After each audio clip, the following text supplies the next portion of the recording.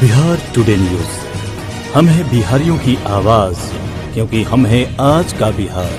बिहार का सबसे पहले खबर देखने के लिए हमारे चैनल को सब्सक्राइब करें। नमस्कार, मैं हूं अर्चना शर्मा और आप देख रहे हैं बिहार टुडे। गया के रीजनल आर्ट सोसाइटी के सराहनीय पहला नारी सशक्तिकरण एवं ग्रामीण विकास को लेकर संस्था बहुत दिनों से प्रयासरत है। इसी के अंतर्गत में विभिन्न कार्यक्रम संस्था के द्वारा चलाया जा रहा है, जिसमें कंप्यूटर, सिलाई, हाथ की कढ़ाई, महिलाओं एवं बच्चों को पोशाक, ब्यूटी पार्लर और पर्सनल ट्रेनिंग, मेहंदी दुल्हन, मेहंदी, ताकि महिला स्वावलंबी बन सके।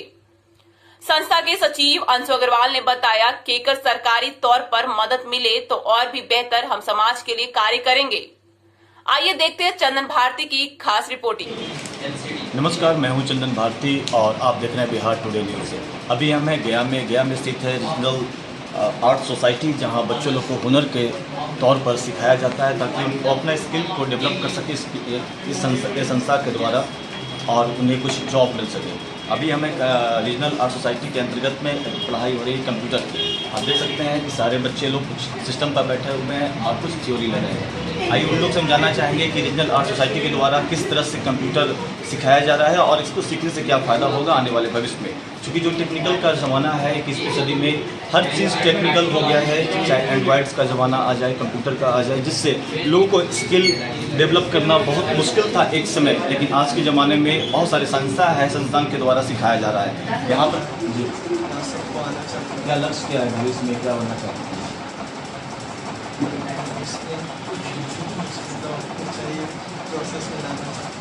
आपके बच्चे संजीत, ये संजीत है जो यहाँ टेक्निकल की पढ़ाई कर रहे हैं, यानी DCA की पढ़ाई हो रही है, डिप्लोमा कंप्यूटर एप्लीकेशन। और भी कुछ लोग हैं, उनसे हम जानना चाहेंगे। अच्छा है क्योंकि सबके पास अनुभव भी कम लगता है और अच्छे से हम लोग सबको सिखाया जाता है, उनका भी कोई प्रॉब्लम नहीं है। आज के दौर में कंप्यूटर का क्या महत्व है? कंप्यूटर सारे फील्ड में हम लोग का यूज़ होता है, चाहे वो छोटा हो या फिर बड़ा, सारे फील्ड में यूज़ किया जाता है कंप्यूटर। एजुकेशन में सबसे बड़ा इसका इम्पोर्टेंस है। अभी और क्या क्या यहाँ पढ़ाई होती है रीजनल आर्ट सोसाइटी के अंतर्गत? लेकिन आप बहरहाल आप पढ़ाई कर रही हैं कंप्यूटर की, और भी कुछ लोग हैं। आप कैसा लगता है यहाँ पढ़ाई करने में सोसाइटी? यहाँ पढ़ाई करने में बहुत अच्छा लगता है, सर बहुत अच्छे से समझाते हैं, मतलब कोई भी डाउट हो तो बहुत अच्छे से क्लियर करते हैं और बहुत अच्छे से। Diploma in computer. ठीक है, आप DCA करके क्या करना चाहते हैं? DCA के बाद फिर टैली करेंगे, फिर DCA के बाद DTP करेंगे, फिर टैली करेंगे, फिर बैंक में जाने का तैयारी करेंगे। रीजनल आर्ट सोसाइटी के अंतर्गत में अभी कंप्यूटर क्लास में हैं, जहाँ सारे बच्चे, कुछ लोग प्रैक्टिकल कर रहे हैं और कुछ थ्योरी पर बैठे हुए हैं। और हम जानना चाहेंगे सर से किस तरह का कार्यक्रम रीजनल सोसाइटी के द्वारा आप लोग दे रहे हैं।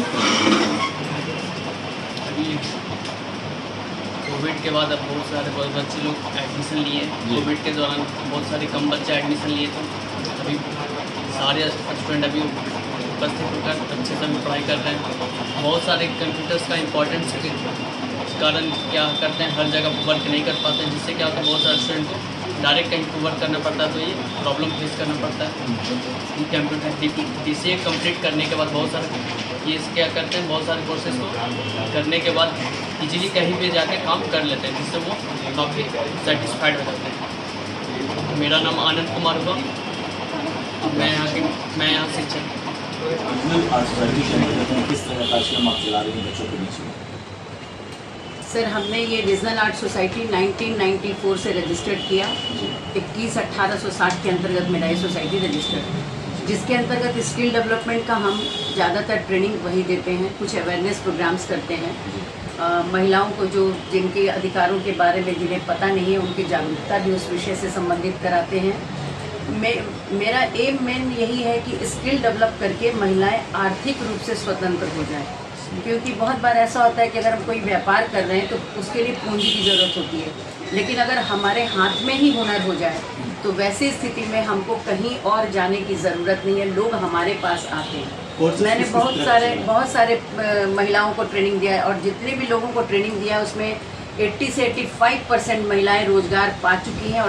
और हमारे यहाँ जो ट्रेनिंग चलता है उसमें कंप्यूटर का ट्रेनिंग हम देते हैं, जो लेटेस्ट टेक्नोलॉजी है जिसकी जानकारी बच्चों को होना बहुत ज़्यादा ज़रूरी है।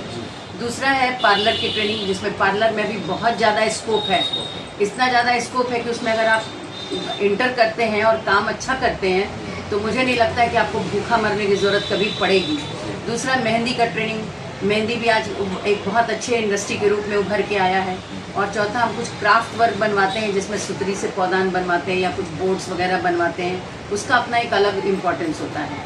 और एक सिलाई सिखाते हैं लड़कियों को, तो सिलाई सिखाते हैं तो बेसिकली उसमें हमारा कोशिश यही होता है कि डिज़ाइनर ब्लाउज या ब्लाउज इस तरह का सिलें जिसमें उनको सिलाई बहुत अच्छा मार्जिन में मिलता है और उनका हुनर भी उभर के सामने आता है। इसमें तो हमारे बिहार सरकार, भारत सरकार का किस तरह से सहयोग मिलता है, या कुछ आपका भी मांग है कि नहीं मिले तो और बेहतर कर सकें इसको? हाँ बिल्कुल सर, मैंने नाबार्ड में कभी हाल में प्रोजेक्ट डाला था, सिलाई से रिलेटेड था, कंडी में सिखाने का। लड़कियों को मैंने रजिस्टर भी किया, सर भी आए, इंस्पेक्शन भी किया, उन्होंने जितने डॉक्यूमेंट्स मांगा हमने दे दिया। लेकिन पता नहीं नाबार्ड वो अभी तक प्रोजेक्ट सैंक्शन क्यों नहीं कर रहा है जिससे लड़कियों को लाभ मिल सके।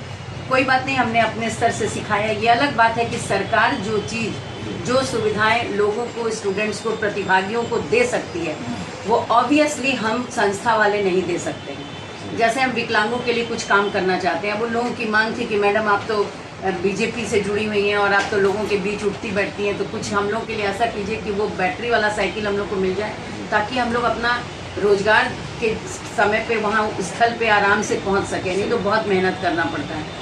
तो मैंने जब लोगों से बात किया तो उन लोगों ने कहा कि जब तक 80% विकलांगता नहीं होगी तब तक नहीं मिलेगा। तो उसने कहा कि मैम दोनों पैर कट जाएगा तो फिर जीने की इच्छा बचती कहाँ।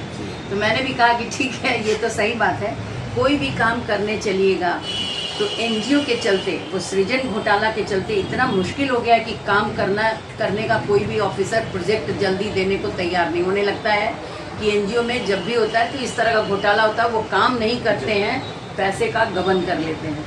क्या योजना है आप? हमारा योजना यही है कि अगर भारत सरकार या बिहार सरकार भी अगर हमको कोई ऐसा काम दे देती है जिसमें हम लोगों को का स्किल डेवलपमेंट कर सकें, उस तरह का कोई भी ट्रेनिंग प्रोग्राम चला सकें, चाहे वो किसी भी प्रोग्राम की योजना के अंतर्गत हो, तो हमारे लिए बहुत खुशी की बात होगी कि हम उन प्रतिभागियों तक उनका वो चीज़ पहुंचा सकेंगे जो सरकार उन तक पहुंचाना चाहती है। हम माध्यम बन जाएं, ये हमारे लिए खुशनसीबी हो गई, ये हमारे लिए बहुत खुशी की बात होगी। और मेरा पूरा परिचय है कि मैं इस संस्था की फाउंडर मेंबर भी हूँ, और सबसे बड़ी बात है कि मैं सचिव हूँ।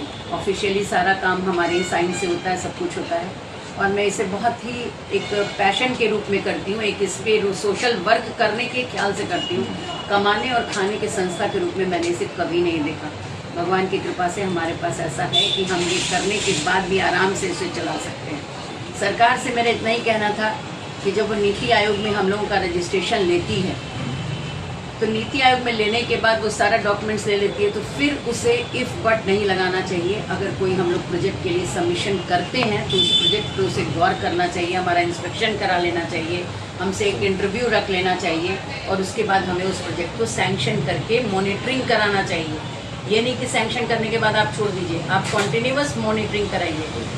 इसलिए हमारा सरकार से यही कहना है कि किसी भी एनजीओ को अगर उसने प्रोजेक्ट दिया है, खास करके मैं तो महिला हूँ, और महिलाओं को तो हमारे नरेंद्र भाई मोदी जी काफ़ी ध्यान दे रहे हैं, तो मैं मोदी जी से भी, प्रधानमंत्री जी से भी कहना चाहूँगी कि अगर हो सके तो एनजीओज़ को जिसे उन्होंने नीति आयोग में रजिस्टर किया है तो उसे इतना तो मान दें ही कम से कम कि अगर उसने कोई प्रोजेक्ट डाला है तो उस प्रोजेक्ट पर गौर करें, ध्यान दें, उस संस्था चल रही है नहीं चल रही है इसके वजूद को भी आप देख लीजिए, इंस्पेक्शन करा लीजिए, और अगर आपको लगे कि हाँ ये संस्था को इस प्रोजेक्ट को दिया जाना चाहिए तो अविलंब उसे दिया जाना चाहिए। ये मेरी रिक्वेस्ट है।